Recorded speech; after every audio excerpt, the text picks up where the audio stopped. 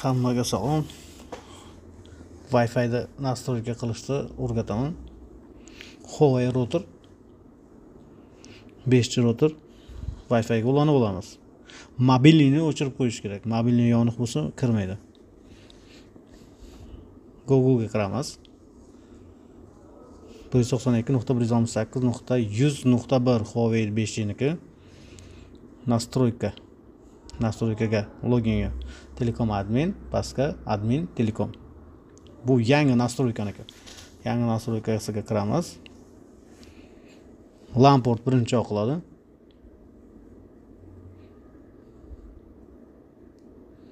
Apple tepadagi WAN ga kiramiz.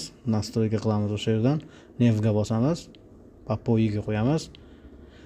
VLAN ID hammada har xilcha bo'lishi mumkin. Ikki xil bo'ladi. Bittasi Huawei, bittasi Iskaratel. Iskaratelga 3 qo'yiladi, Huaweiga 10 qo'yiladi. O'shani bilib olsangiz, bemalol настройка qilsangiz bo'ladi. Masalan, bizlarga Iskaratel 3 qo'yamiz.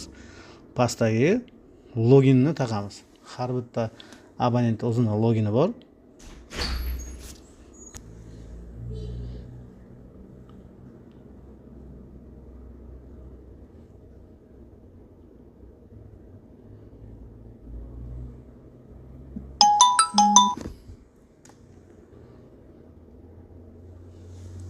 Pastiga 1 dan 8 gacha yoki 1 dan 6 gacha bo'ladi. Hamma joyda har xil qo'yiladi. Uni ham bilib olganingiz yaxshi.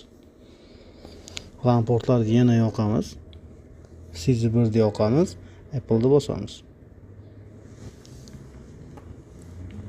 WLAN ga kiramiz. 2.4 ta turadi. 2.4 ta turibdi hozir. 2.4 dan Wi-Fi ga ulanganman. O'shani birdan o'zgartirsangiz Wi-Fi dan chiqib ketadi. O'shaning uchun 2.4 dan ulangan bo'lsangiz, birinchi 5G ni o'zgartirib olamiz. 5G ni kodini, ismini o'zgartirib olamiz. Undan keyin mana 2.4 ta o'zgartirsak bo'ladi. Birdaniga chiqib ketmaydi. Hammasini o'zgartirib birdan chiqib ketasiz keyin.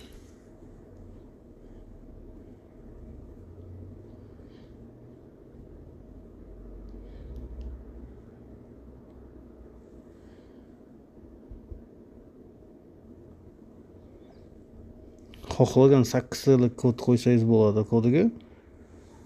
Xohlang telefon nomeri, xohlang yilingizni qo'ysangiz bo'ladi. Faqat 8 tadan kam bo'lmasi kerak. Apple 5 o'zgardi. Endi 2.4 ga o'tamiz. 2.4 dan xuddi shunday ismini o'zgartirib olamiz. Pastiga kodini